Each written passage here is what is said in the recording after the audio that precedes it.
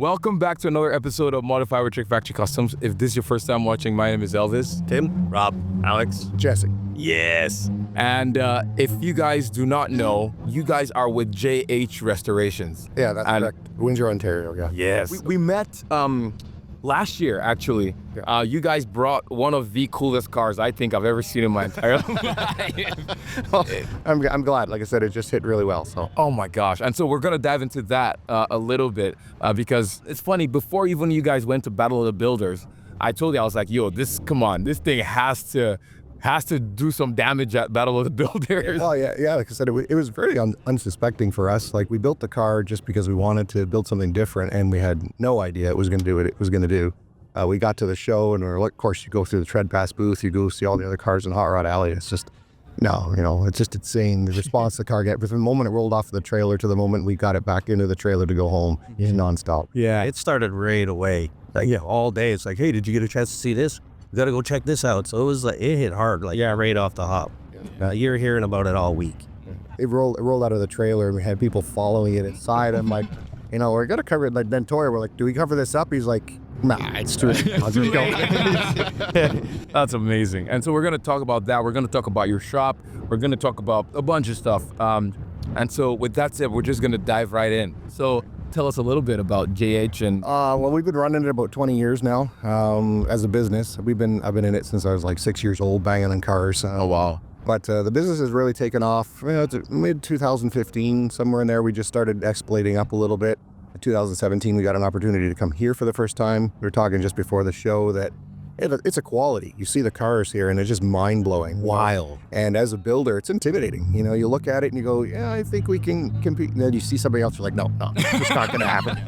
So our happy situation was in 2017, we got chosen by mistake to come to the show. Yeah.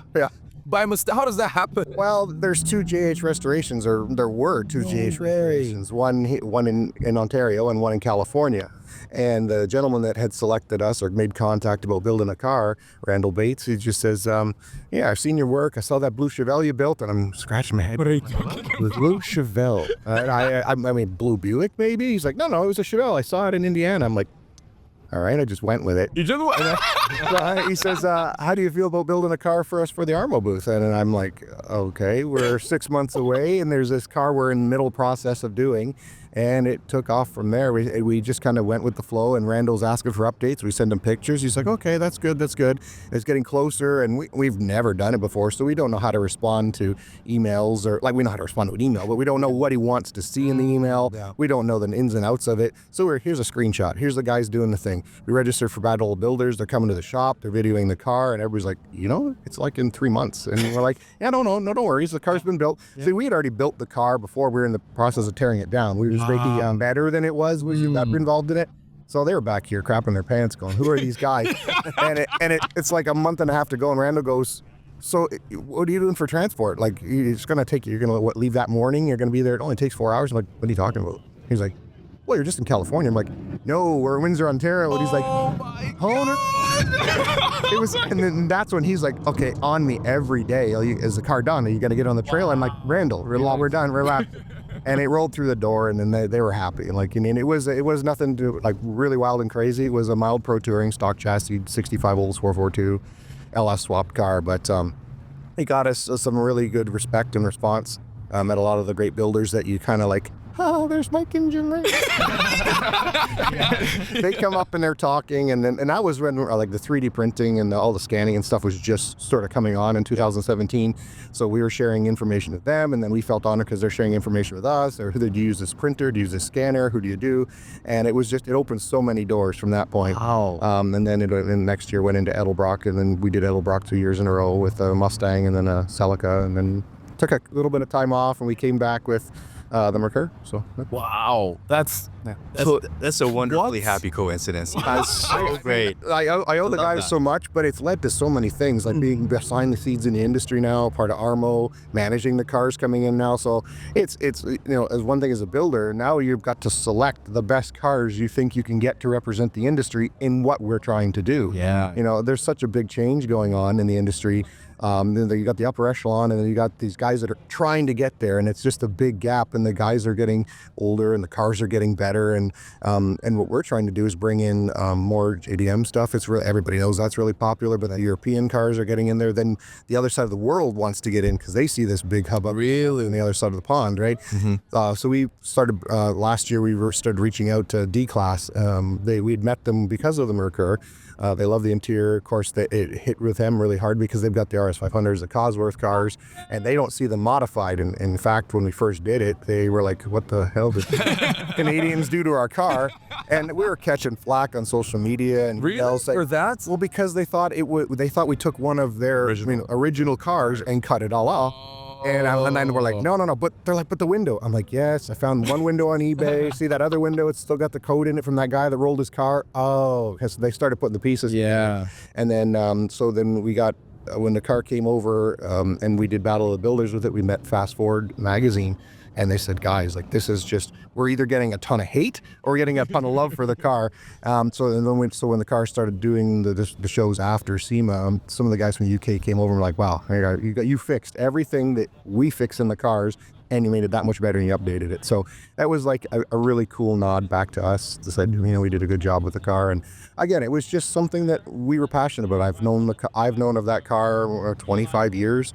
And like back in the day, we were all looking up how did the rally guys improve them, how did the guys restoring the cars improve them, and then what would we do to make it more modern hot rod? And just didn't expect what happened. That's so awesome. Like it's really cool. First of all, tell us what the car is. So it's a Merkur, which before last year, I literally had no clue what that even was. Yeah, was that Merkur? How do you say it? Merkur? Merkur is how a lot of. Is that what you're talking about? Yeah. It's Merkur, XR4 Ti or Merkur, I call it. I know there's some fancy posh way to say it. It's not just a Merkur. And it was like the ugly stepchild of the Ford world, right? It was a one-off car. It had nothing in common with anything else. Even the Scorpio, its four-door brother, had nothing to share with it. It was its own platform. So it was hard to get parts for. It was not well received in North America. It was an early turbo car, very laggy. But once it came on, that 165 horse kind of put you back in your seat a bit. But it was like the Honda. But it was a lot of people thought it was a front wheel drive car, and so the edgy, even the people when we were building it, like, why would you build front wheel drive? Why'd you put that much? I'm like, it's not. It's rear wheel drive. It's a small compact car, and it was just a lot of fun, And so it came out of obscurity, and we turned it into something else. Yeah, it's insane. Like ever since seeing that thing, I'm like, everything that you did with that kind of messed with my head. Yeah. Too, because it's so funny. When we were talking about the car, I was showing Rob was like, wait, this is what it looked like? Like looking for what a Merkur looked like. I was like, oh, that's ugly. Yeah, they tried to paint the plastic body cladding on the lower part of the car in the latter years. They got rid of the big wing because everybody wasn't a fan of it, but it already sort of fizzled out over here. So yeah. Yeah, it's pretty amazing. Yeah. And like you guys, you say you've been in business for like 20 years. Yes. So before you guys were doing all of this at SEMA and all of that, you guys were just building like traditional hot rods? Or? Yeah, we did. We didn't do a whole lot of like traditional, which is like fat fendered cars and things. It was always more muscle car, full-bodied stuff from 50s into the 60s, early 70s. It was a lot more restoration, mild upgrades, disc brakes, engine swaps, things like that. And then, like when the pro touring thing just exploded, we started building cars, stock chassis cars, using components, and started building a reputation for doing those cars really nice. But they were nothing extreme, and that just built on from there. And of course, the rest of the industry evolution just trickles down into your shop. We've got 3 big Mopar builds right now, all Gen 3 Hemi swap cars, roadster shop chassis, 2 stock chassis car, but 1 mini tub. So 3 different levels of that. We've done quite a few Skylines now. We've done 2 Fossil Vegas. That's like the French version of a muscle car from the 50s, early 60s. So yeah, just a lot. We're a shop that does different. Does different well, maybe, but does different, because it just where we're at, the type of cars that we see, and like we're a big, we're right across the Motor City, and then so we're producing the cars in Windsor, producing the cars in Detroit, so that's why it always kind of tended to be for more muscle cars. Oh, I see. They've also been in the business for like what? How many years now? Oh, for us, 20, I think. Yeah, we're like 20 years here. Yeah, around there, which is crazy. And you look back, Kind of the same as like, and ours is kind of like the same as how you described yours. Is like kind of encompass all sorts of different sort of types of cars. It's like if it's a cool car, you know, it's why not? Right. You know, because it's, I mean, not one car can do all things. Right. And there's so many different flavors. Yeah, I mean, even now, like we're getting into like the early 2000s cars. So we did a Monte Carlo last year, 2 years ago now, 2002 Monte Carlo. I restored it for this lady. We've got, of all things, a 91 Lumina Z34 in the shop. Oh, wow. So, That's my high school days right there. but it's funny because it's my personal vehicle. I bought it just for fun. But people look over it and they're like, wow, that's a cool car. Like, and it's a low mileage. Yeah, it's a low mileage car, but it's bringing other things out of the woodwork. Like a guy, you see a Jetta, you see an old, like it really, everybody back home talks about it's really funny, but the Pontiac Transport fans. We went to Radwood and there's like 3 of them. I'm like, why is this cool? Somebody supercharges the but it's cool. You know, I remember beating on one in high school. Sorry, parents, I broke your transmission, but it's just different. I mean, and I guess it's not necessarily a cool car. It's just a different car, and it's all kind of flavors, right? You never know what's going to be about. Yeah, I think the evolution's been pretty cool because the muscle car thing, I don't want to say it's played out, but like you can only create so many versions of a Chevelle for, Right. So like now when you bring in these other platforms, it's something new to see, even if you weren't aware of it. And it's fun to play with. It's something different. Like, and our shop's probably similar to yours. Like, we built an EV G-Wagon, and then everyone's like, oh, this is what you're doing now? And then, boom, 1928 Bentley blower. Like, what? Yeah. It's like, it's just cool. Like, all of it's cool. So each time it forces you to do something else. So Well, it's almost like the industry forces you to do something else because, like you're saying, how much more can you do to a car? It only keeps going up and up and up, and the cars get more expensive, the work gets more expensive, the ideas kind of start waning because you're like, oh, you just copied that guy or you just use that part. Yeah. So it makes it more fun for us. Like, we can keep doing it, but it makes it more fun to work on different stuff. Like in our paint shop right now, we got a 67 Lincoln, we got a 69 Skyline sitting on its side, we're doing an undercarriage on. And right next we got a 69 GTO. So you got 3 different genres of cars in one room. And you go over to the other side, we're putting new suspension in a 69 Corvette. And in front of it, we've got another Merkur from California. A guy sent up, we're restoring it. So it's just, and then there's a Pro Touring Dodge Dart above it. So it's just all this different kind of stuff. Yeah. You think that also maintains like the excitement in the shop? Like it's not just one thing the entire time? Yeah, I mean, our fabricators get a little bit tight because they're working on those cars, but it's, everybody works on something different. You can pull a guy off a job and he can go do some computer design on a car, or you've got the fab guys that helping each other out, making panels or making tools, because it's not the same beating, it's not the same car all the time. The guys in the assembly shop and in the maintenance shop, they're doing a lot of, for like I said, body swaps, or they're doing a lot of engine swaps. So it's different things. It's, a Toyota, it's a K-swap, it's we have everything. So like how many cars do you guys have in 28 cars. So big as your team? 17 O's. Yeah. That includes the office staff, the sales, myself, my wife has books and stuff like that, but there's 17 O's in the shop. that's a lot to manage just in itself. Is it doing? This is my vacation. Like, I'm working my butt off, but it's still vacation for me, right? Yeah. It's just the time away from the shop. We didn't bring a car this year, so I've spent most of my time taking business management courses and team building stuff. And our team is like, 7 or 8 people? So 17 that's more than a full-time job. Yeah. Wild. Yeah. But it's good because you get to a point where you can, you carry it for so long, and then you realize you've got a really good team. You built a good team, and sometimes the light bulb just goes off like, oh, and you start passing things off to other people like, all right, I don't really want to have to manage all these cars. So we have one guy in each shop that oversees everything, but I've given them more reign on it. So they go, okay, I'm not going to book it in. I'm not going to move it around anymore. You guys come to me. Now it's hard to let go. So there's days that I'm like, no, we got to get this in. Let's just cram it in, and I get backlash for it. So I just take another step back. And I used to go do all our social media as well. And I passed that on to Kevin, and he's done a phenomenal job. So it's just nice to be able to, knock it back and then, come here and kick around and do the business courses and talk to the people and do the podcasts and calm down and take some time away from family and friends. And, I miss them all. I love you all back home. I do. I can't wait to get home and give you a hug, but it's nice here in the sun too. Out of the shop for a little bit and kind of reset. Yeah. It's a big part of it. Yeah. Especially seeing all the crazy stuff here. Yeah. So you get recharged. You get refreshed, you get some new ideas, it just takes you a while to implement them sometimes. Yeah. Sometimes looking at some of this stuff hurts a little bit. Yeah. 'Cause you're just like, that's so nice. Well, there's almost an infinite amount of inspiration to glean from this an event like SEMA. It's a big deal here.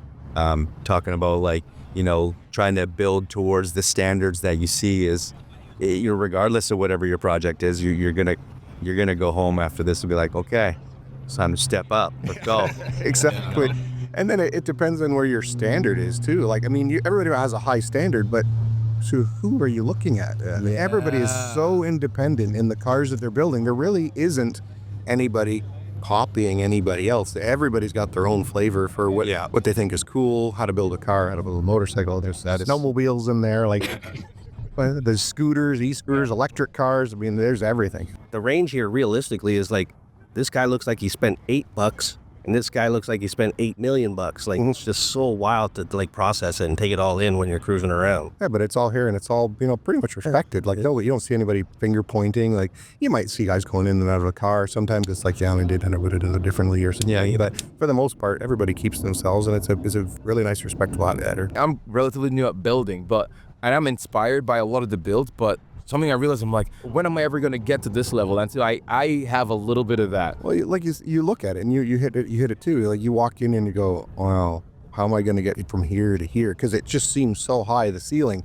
But then realistically, you look around you and that's like 2% of the cars in here. The rest of it is everybody like us, just building what we like to build the best we can. So as long as we keep pushing towards that, there's going to be a natural evolution. Everybody shares, everybody communicates, everybody talks, and that's how you progress, and that's how you get there. It didn't happen for these guys overnight. Nobody did overnight, right? And then some of them put everything they have into one car and they make a freaking fantastic car, and then they disappear because there's nothing they have coming in behind it. And they put everything they had into that one car, and that's all they had. Not to say that it's a one-trick pony kind of thing, but they tried to do their best, and it, for whatever reason, didn't hit the way they wanted it to, and then they get defeated and they give up. You can't. You just have to keep going. You're not going to you're going to build the Battle of the Builders car if that's what you're trying to do every year. You can't do. You can't suspect what's coming down the pipeline from year to year. So, last year was, a really good year for us, but there was plenty of cars that I thought were more well put together, better interior, better paint. Like, when we were working on the car was not supposed to be even what it turned out to be. It was supposed to be lesser of a car, so it has original paint underneath the blue. We didn't take it down to bare metal. We did our best to prep it all, but it was never intended to be that car. And underneath, it's, original undercoating and Raptor liner underneath. So the car's clean underneath, but it's not like some of these other cars. They just happen to be the right car at the right time. That was a lot of fun. Wow, so is that your car?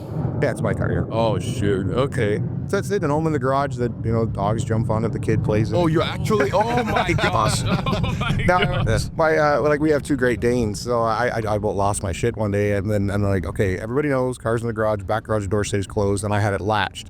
I had I went outside and was barbecue, and unlatched the door and went out the back door, and I was going to do the barbecue, and then I shut the door, and it's pouring down rain, and I'm like, okay, guys, you got to let the dogs in. And then dogs come up the landing from downstairs. I'm like, no, how did the dogs get in there? Oh. I go in and there's these 2 Great Dane paw marks all the way down the hood of the car. I'm like, I just about lost it. But it's we get out there with the polisher, polish it off, put new vinyl on the hood, and away we all hit. You get to drive it? Oh, yeah. Oh, shoot. Yeah, we've been having it, wheeling it around. The first real big test of it, we went to the Woodward Dream Cruise, and we drove it around the county, put some miles on it, see what's going to shake and rattle and break. And the guys from Ford are like, okay, but if you're going to be with us, we're going to store it in this warehouse on the east side of Detroit, and you're going to drive it all the way over the west side on 696 in construction at highway speeds. Oh, and I'm going, we've never done this before. And it worked out fine. The car's great, handles awesome. It's a lot of fun to drive, actually. Yeah. So you have the relationship with Ford then? Yes. That's so cool. Yeah, I mean, when you're doing, you need the engineering background. You need it, so you just dig until you find the people that can help you. And because it was not a Coyote or a small block Ford or a Chevy or something like that, it was a 2.3 EcoBoost motor. There was a lot of tuning that had to happen for the car, and there was not a lot in our area of people that know how to do it. So we went to Ford, and they said, okay, we're going to work with you. You got to let us do it. So Livernois and Ford did some dyno tuning on it. It's still going to go back to them, and you have the finished tune done on it. But it's just those relationships you build over the years, and it's fun, to get in there and to work with them, to see their spin on the car and their take on it. If we, tweak the power band, you get more on the low end or, whatever it is. Mm-hmm. Yeah. So they're pretty, sorry. Go ahead. No, keep going. No, I was just going to comment on the evolution of being intimidated with this whole thing, and just like what you said, you just sort of gradually step your way up, and next thing you know, you're the guy. Right. So it's Stan and Tread Pass, to go back to him again, and what he's curated is very much I wouldn't say the ground floor, but it's definitely a really good opportunity to start that sort of climb so that you're amongst all this kind of stuff. You get to participate and see if you want to go and see if you want to keep climbing. So it's like, there's some pretty ambitious projects in here that are like, these kids went in hard. Like, it's not perfect, but I mean, they're way ahead of where we were when we started. Yeah. So I like to see where some of these guys are going to be in 20 years compared to where, say, the Kindig started or these kind of guys, because they're jumping in like at a much higher level than we ever jumped in. Yeah. So it's going to be pretty crazy. Yeah, I mean, and even you talk to some of those bigger guys, and they all had the same problems, still have the same problems. They're competing against each other to build a better car at that level, right? You know, how do they look at the cars and say, how am I going to be better than him? How am I going to be better than him? What are we going to do that's different? You know, so it's all the same at every level you play at. You just have to keep working at it. You know? That's right. That's so good. That's right. Well said. Yeah, and so do you employ like your you scanning, designing CAD stuff, because he's our engineer, and so do you do a lot of that, and do you do it yourself? I don't know. Okay. I come up with the stupid ideas, and everybody else makes it work. So, no, my brother does a lot of the design. Ben and Ian do a bunch of design. We've started having them do it on smaller parts. We do have some. We don't have a scanner in house. There's a couple guys that do scanning for us. It's an investment and we don't even use it all the time. So there's enough industry in Windsor and enough smaller guys that have it that we utilize what they're doing, and whether it's laser cutting or machining or scanning. So yeah. But a lot of the ideas come from us. We do as much as we can. You know, it's a lot of the flat plate stuff. We've got a couple 3D printers that we do, but the heavy stuff, the more permanent we send out. You know, have it 3D printed or machined or whatever. Yeah, that's really cool. Sometimes that's just good business. You know, you can let someone else, you know, use that technology and they use it really efficiently. It just allows you to be more open to continuing along the path of where you're best suited. So I don't know, that's just how it goes. Yeah. I actually had a conversation with new technology. I'm sure you see that. Have you seen I don't know what you'd call it. It's almost like a 3D panel shaper. Yeah, they're right inside. Yeah. Do you want to talk to that guy? I stopped. I didn't get to talk to him. He was talking to somebody else. I was watching the videos of how it works, and I'm like, hey, we can replace a fabricator with a hammer. An electric hammer. So in a conversation with him, I was like, you know, this is crazy. I watched the videos. It's like just mind-boggling because both of us have shaped metal for a long time. So it's just like, oh, well, we're obsolete again. And I go talk to him. He's like, this thing is a nightmare, like an absolute nightmare. He's like, you'll be lucky if you get 1 out of every 10 pieces is usable. Oh, I was like, I was here to buy this. He's just like, no. He's like, it took us 10 months to try to even get anything out of this machine. So that whole evolution, because we've had it happen a bunch of times where it's like early adopters and then it's just turned into a nightmare. And it's like, it was brought to market way too soon as like a lower level version of something that was like 3D scanners when they started. Like you look at Roaster Shop and it's like, they adapted the ferro arm when it was like $250,000. Right. Now you can get a scanner for $500. It's almost as effective as a lot of that kind of stuff. So you jump in and then it turns into a complete nightmare. So it's like mitigating all this technology and it's a challenge right now. Well, plus, I mean, we think about being obsolete, but you still have to understand how it all works. So if in 2 more years he figures out that panel process, you still have to understand how you can do it, how you can fold it, where you're going to do, where you start, and then you use the machine. Well, that's very much what our conversation ended up being. He's like, I almost needed a metal shaper to run the machine because to know what you can get away with, what you can't get away with, it's like now you have to blend these two things together. So you're not necessarily out making this guy obsolete. And he's like, even after the fact, you still need that knowledge, you still need that ability, unless you're just going to start producing one part. Like the guy comes in, he gets you success in a single part, but to try to do it as a custom shop and like be able to provide this as a service to people like ourselves, he's like, you're still gonna need that guy. Like that guy still needs to be here. He's like, we went in thinking that we were making that guy obsolete, and he's like, we need him now more than ever. Yeah. Because he's like, I'm 10 months into this thing and millions of dollars, and it's like, now it's his time to shine. So I was like, not great sales pitch, but nice talking to you. Yeah, but that's good that he was honest about Yeah, it. he was very, very honest, so I can appreciate that. So it's like, but right away, as soon as I saw it, I was like, we need one of those. Did you see this? I showed everybody in the shop, and it's like, okay, now it makes more sense. Yeah, and I feel like that's just like one of those, it's just another one of those tools in the box. Right. Like, yeah, you put that on the shop floor, it's doing its thing. Yeah. It still takes a skilled craftsman to implement that part into a product anyways. Yeah, and then how you have to also look at how often are you going to use that. You know, just because you have the tool doesn't make it instant sensation. Right? You have to have the car and the client that has the time for you to spend to do that too. Yeah, most definitely, right? I mean, if it doesn't math out, Now with floor space, especially where we are, like square footage is at a premium. So like we have more tools, and like now we're getting rid of tools because these are tools that we thought we had to have. Like this is going to be awesome to have one of these all the time, and then it's like we need to get that thing out of here. We need our space back, and those are like those little things that you can farm out to outside sources and make it smarter business. But but we love toys, so yeah. And It's the shiny. yeah. you know, as a builder, you know, in this world, a new tool is always exciting. Yeah. Sure. Yeah. But we have encountered some where it was like, oh, we should have bought this 10 years ago. Because it would have made life easier, but you know, you didn't have it, you didn't have a use for it, and now you see how much more it actually helps you, right? Yeah, 100%. I remember seeing the Celica. That was like when I heard of you guys the first time, and oh my gosh, He's a big Celica fan, so he's Yes, super fanboy. huge So Celica. you got a lot of pride going on here, right? Yes, that Or all over that the place. V12 Celica. Oh my, yeah, I've literally seen like 2 or 3 of them. Yeah. So was that your car as well? No, it was well, you met Kevin. It was before he started working with us. He always wanted to build Oh one. yes. So that car was built out of I know a couple different things. I mean, he was a young kid, couldn't afford to build a high-end car. So how do you make a low-end car cool? And so we found this car in Washington, left it as more of a barn find kind of thing, because you know who has money to put $30,000 worth of body and paint in, you know, when they're having a baby, you know, that's not happening. So we had to figure out how to put a spin onto why that car was the way that it was.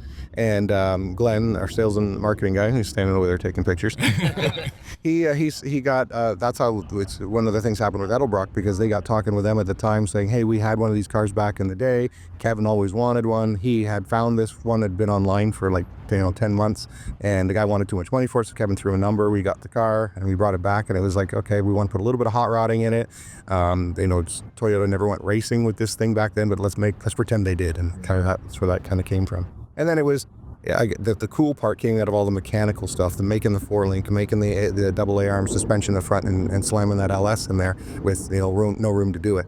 And so doing the limited amount of fabricating that we had to do to get it put together, the limited amount of paint work to do it, but still come out on the other end with a nice car. Yeah, that thing was beautiful. Like I remember seeing it. I think I saw it at the same time. Was it? I think 2019, right? Yeah. Yeah, because I remember, I think Larry Chen did a video on it, and I was like, oh my gosh. But it was around the same time that I saw the 190, that Tim's car, when Larry did a video on it too. And that was kind of what got the ball rolling for me of like custom car building in general. And I was like, oh my gosh, like I want to, and then now working with them and seeing you guys too. So for me, it's like a full circle thing. I'm like, oh my gosh, like seeing the people from like it's just pretty. You go fanboy on us. Yeah, I do. I'm like, oh my gosh, it's so cool. But yeah, it's just so cool seeing from that car to the Merkur and all of that. And it was pretty cool also finding out you guys built that thing, because I was like, yo, you guys did a Celica and did that. And so it's just really cool. The difference is too between it, like you're not married to one platform. Like the Celica is JDM, and then the Merkur is like, where's the Merkur? Like, what is that, British? Yeah. Yeah. And so like seeing all of that, the difference, and you've talked about the shop, and having the diversity of projects that you do, it's really cool to see all of that. And that comes also from the diversity of people we have in the shop. I mean, some guys like the German cars, some guys pickup trucks, some of the other guys are just want to get in there and do the work, so we're not afraid to throw stuff at them.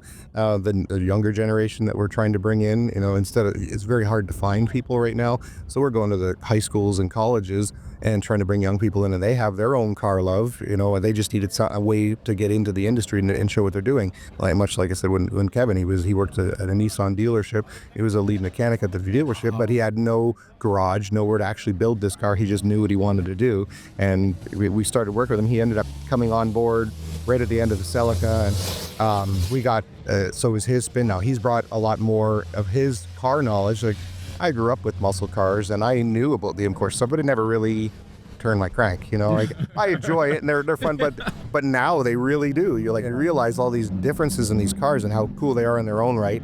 But that was because of Kevin. And then, and the digging into the cars. I mean, Glenn's history with the imports, because he grew up on the other side of the country from us, out in BC and Alberta, and they were big out there. There wasn't a big three to be influenced by, so they had a little bit of everything out there. So That's so cool. And you talked about, I heard body swap. You guys, that's how are you guys doing? That is like my favorite topic right now is body swaps, because I have some body swaps that I want to do. Before we talk about like your body swap, so one of my plans is to have a 1960 Jag Mark II, and I want to put like a BMW E90 underneath, like pretty much take the body off of that, put the chassis. Right. But so what body swaps are you doing, or is this your first time you're doing a? We're looking at considering doing two. We've been approached by somebody to do Volkswagen Jetta from like 85, 86 Mark II Jetta onto like an Audi TT. So we're just looking at doing that. But at that point, it's like you have to look at the longevity of the TT, how many parts are out there, But yeah, it'd be a fun one to do. And then with the Lumina, because of that, we've had a couple other W body guys that want to kind of make it rear-wheel drive. And so we're looking at how can we do this. And I mean, it's a lot of work to invest in that car, but it's just things we're looking at. There's nothing underway right now. We're just doing it. So. But would you say it is like worth doing that versus traditional starting with a frame from scratch and doing all of that, or? It's really mixed up. It depends on the car, the wheelbase, because then sometimes you're going to be modifying more heavily. It's can you make the suspensions fit in the cars? Because like if you're taking a big reach, like a 50s Jag, and trying to do something newer, there's a lot of technology that has to happen to that car. So in that case, it makes sense. Are you going to go buy out somebody's chassis, our Morrison Roadster shop? Are you going to do that? No, probably not. So you've got to find what makes sense. So in that case, it does make sense. But it's the execution in the end. You got to make sure that it looks right. So your vision has to follow through right to the very end. So you don't have this car sitting too high off the ground or these wheels sticking far out without a plan. Rocker. Yeah, exactly. Like when you see the new electric conversions where they put the battery underneath, and all of a sudden you get an F-150 with 12 inches underneath, and you want to love it, but at the same time, it's just the proportion doesn't look right. So and we've seen some good body swaps. We all have, and we've seen some really bad ones. So. Yes, so true. Yeah, and even at the shop, like same thing. Like, I see, like we're following the body swap. There's like a body swap Facebook group, and sometimes, you do see the size of the rocker is like that thick. The difference between having it janky versus having it nice, like there's a big. It's not just plop the body on and it's like there's so much more work than I initially thought it was going to be. Yeah, because. Sorry. Like a lot of people look at it as a structural thing. Okay, the floor pan's going to fit, and the rocker panel, and the tread width's right, the wheelbase is right. Well, then what do you do about the HVAC, the interior, the dash, the electronic? I have to say that you have to think all the cars, kind of stuff. There's a lot. There's a lot to it that that you've really got to take into consideration to make it look right in the end. So, I mean, to the question, the right person doing the right car, it can work. If you're going to do it half-assed and that's what you want it to be, then that's fine. But you got to tell that story. You got to explain to people, hey, I know this looks like weird with this 12-inch rocker panel, but this is just the way I wanted it to look because I'm doing it for likes on, YouTube, Instagram, whatever it is. But is that not just settling or like being like, okay, I don't want to put in the extra work and I'm just going to leave it as Yeah, but everybody's got a different level of cool. I guess every car is cool to them, right? So as long as you're committed to the cause, then stay on track for your cause, so. With all these projects that you do you ever consider like making any production parts from all these different cars that you've done?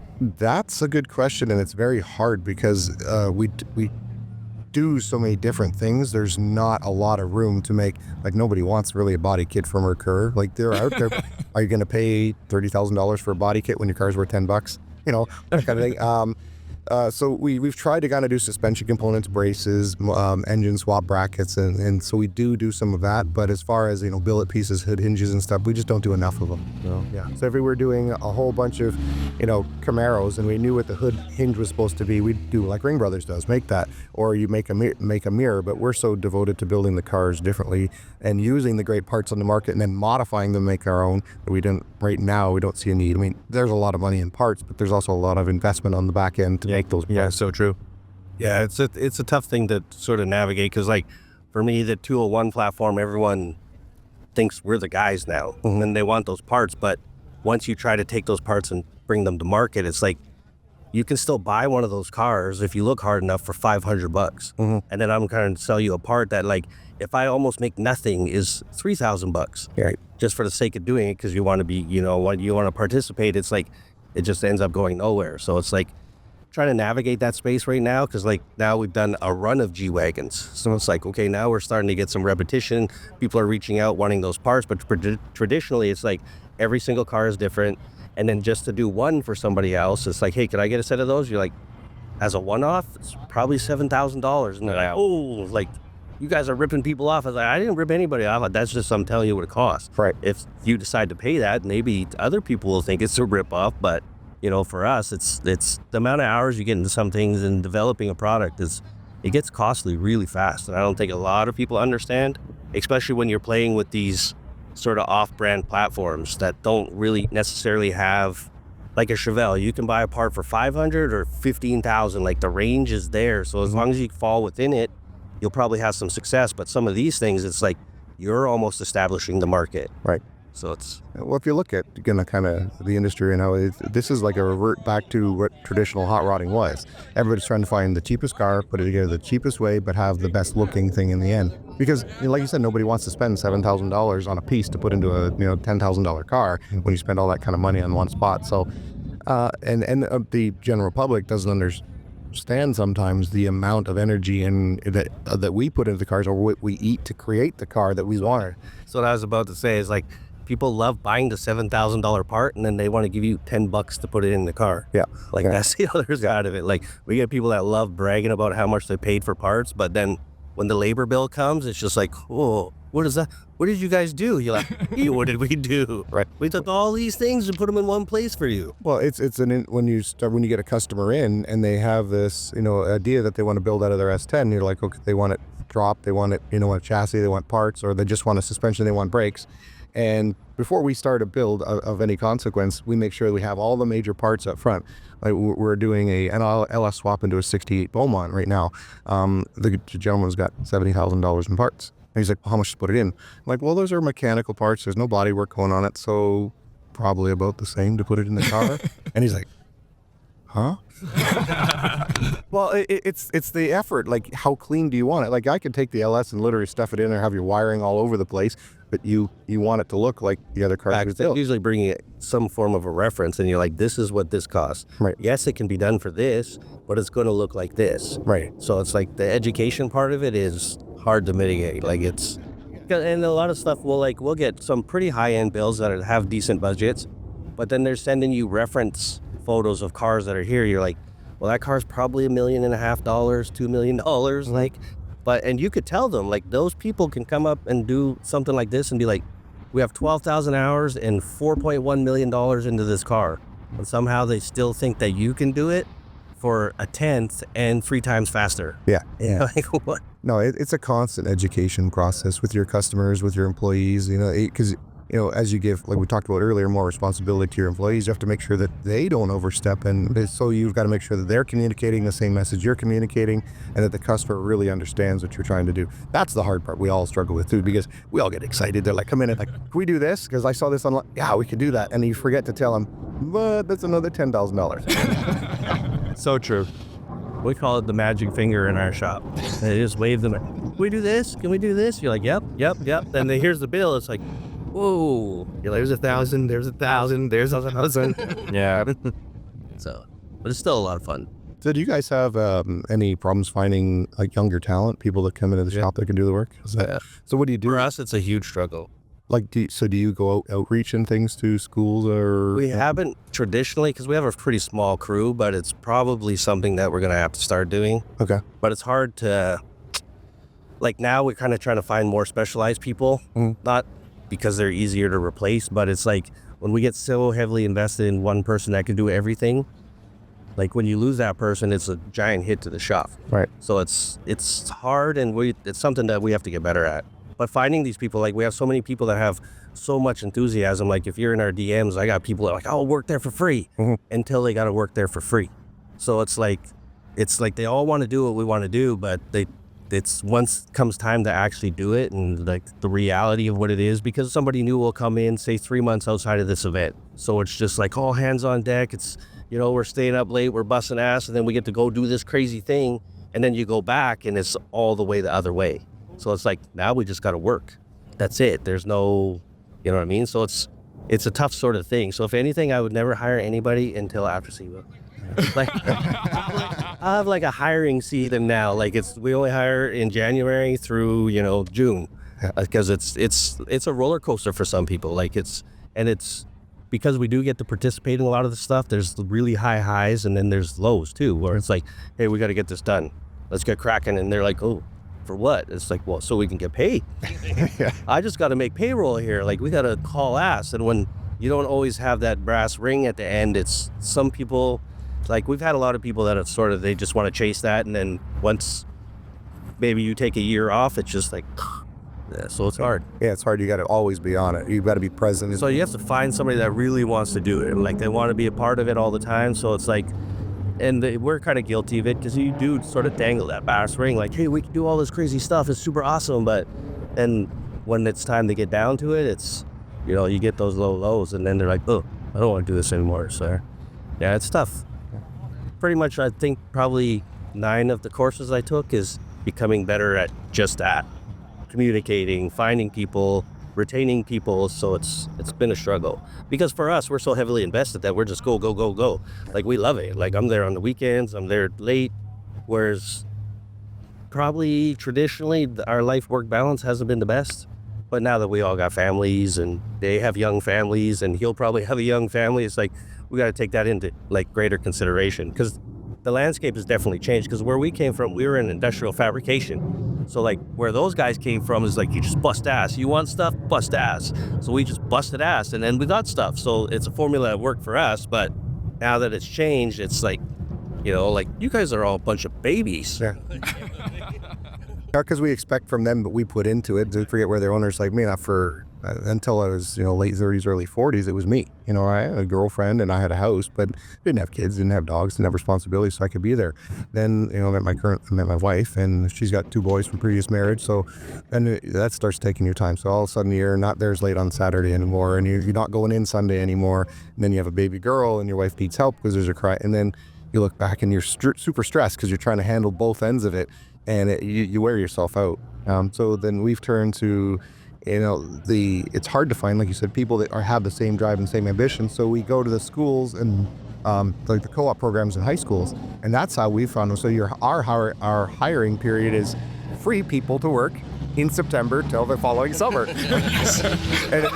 and if they catch up, but the thing is that we've been able to take the older talent in the shop, bring these kids up in a year so that they can do it, and then a lot of them we've hired on, and that they start off in the summer as part-time, and then when they prove that they can do it, they've stayed on. So we've hired 4 of the last 6 of them, and so we've got our youngest in the shop is just turned 18. That's so wild. And he's got a phenomenal fabricator and really skilled body and paint guy, and it's because he's really trying. He really wants to make a mark, and he really wants to do the best for us because he knows what we're trying to do, and he sees the level of stress that he's taken off of us by doing it, and he's been a really good part of the team.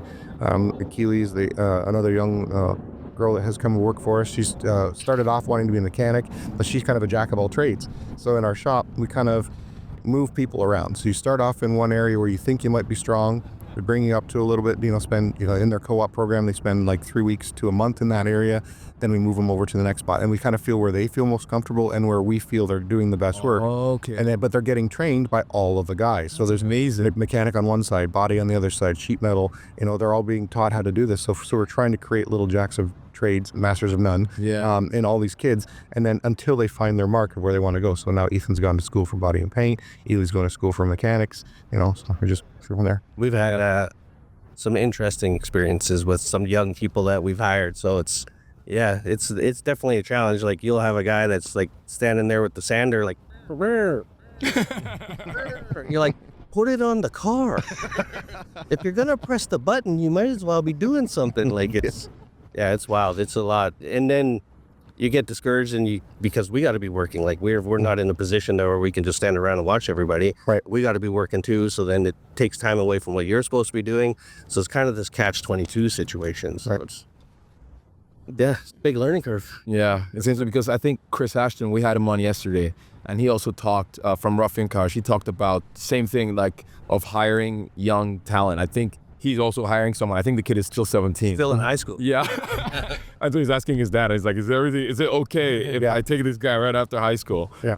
So it's pretty cool. Yeah, because you've got to have it. You talk to their parents. Like Jordan works for us. We talk to his parents because he wants to be part of the industry. His dad's really into motorcycles. He's not so much into motorcycles. He likes doing the fabricating. And his dad's like, "Are you sure you can teach him?" And I'm like, "Yeah. Are you sure you want him to be here? Because he's young. This could be his career. Yeah. And there's no official schooling for doing what we're doing. So we really encourage them to go back and be, a welder, get some kind of design, just something to fall back on, because at the end of the day, we're responsible for them. So realistically, you always have to be prepared. What can change? What could happen if I get sick, if I get hurt, or, something happens to the industry? These kids, you're looking after them. So no matter, you're looking after your own family, then you've got, 17 people that are working for you. Well, including myself, so 15 people working, but you're responsible for their lives, their families, their kids, and so we've had good conversations with the parents too, to say, this is what we're doing, but we're going to encourage them to go further. We need you to help us, make sure that they're following through, but getting their sort of blessing. We haven't gotten to that level, and we have a lot of people that reach out asking how to get into the industry, and that's basically exactly what I tell all of them. And we haven't had any come back yet where it was like, you should at least go found a foundation in one of the disciplines, whether it's paint, body, mechanics, like whatever you decide that you have an aptitude, or at least go see if you have an aptitude for it before you come here. And we haven't had anybody come back yet, because they're like, oh, that's a 9-month program. We're like, well, it's the whole rest of your life. Right. Well, it's a trick thing, because it's like having them decide what they want to do without any experience, right? I was lucky when I was younger. I right around the corner from a circle track shop. So I'd ride my bike to the convenience store and then sneak in and see what they're doing in the garage, and started pushing a broom, drilling rivets out of the race cars, and then replacing body panels. And my dad and I were doing all the sheet metal on the cars. So I had that, I got to experience that, thought that's, I never thought I'd make a living doing that back then. I went to school for engineering, worked in the field for a couple of years, didn't like it, was actually going back to school for nursing. And then I was building cars on the side, and that's how it came up. So I had an opportunity to kind of cut my teeth without having to commit. And I think that's what a lot of the younger people are afraid of. They're coming out of high school at a younger age now. We used to have a 5-year high school program. Now it's down to 4. So you're asking these kids that can barely drive to decide what they're doing for the rest of their lives, and they don't know. As the generations have moved, it's happened. All the baby boomers had us, and my dad was raised on a farm. We had that work ethic. We had to dig in and get your work done. I still didn't know what I wanted to do. But then you've got all the technical schools are going away, or they're slowing down, and then their parents don't know how to do it, or life is so busy, both parents now have to work to support a family, so they don't have time to show their kids how to do this stuff, right? So that's where we've been able to go to the high schools that are looking for co-ops, and then pick those kids that were most fit our bill, and then go. So that gives them an experience. And not all of them have been there. We've had guys come in, they're like, oh, okay, you're just not working. They stop playing with the air sound, vroom, vroom. Just get out the door, just go. You're gone. So we don't get mad. It's just not for them. So at least they got to experience, that's not really, I thought I did, but that's not what I wanted to do. Yeah. So, yeah. That sounds like an amazing program, though, for all the young kids to have that opportunity. Yeah. So what we did is we went in reverse. Instead of having the schools come to us, because the schools don't know what we're doing either, we went to the schools and said, hey, if you're looking for somebody, why don't you send them to the shop? So now a lot of the high schools that have a co-op will come to us and say, hey, I think I've got this kid that might work out.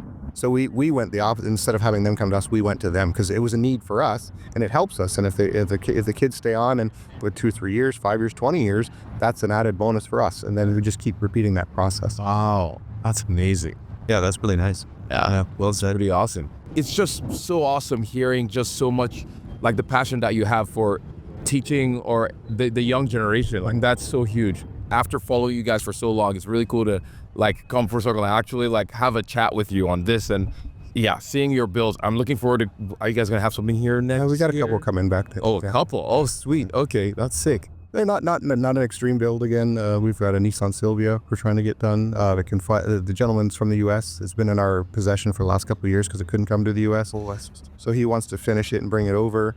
And then we're doing an early 70s Mercury Capri.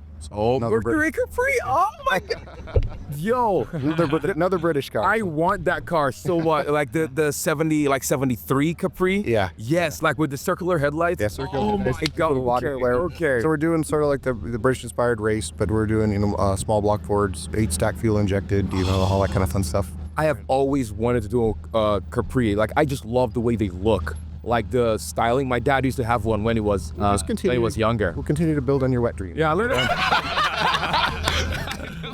Literally, I'm looking forward to seeing that thing. That's so cool, man. It's been a pleasure to chat with you. Thanks very much. It's really appreciate being here. Yeah. Okay. Awesome. With that said, if you guys liked this, give it a thumbs up. Check out JH Restorations Instagram. Do you guys have a YouTube channel? No, not really. We're trying to get there. Come on. We're trying to get there. Yeah, It's a hard screw it. thing. It's a lot of times. It's a whole other thing to Yeah. do. Yeah. So YouTube, yeah. Just check them out on social media. And we will see you guys later. Bye. See ya.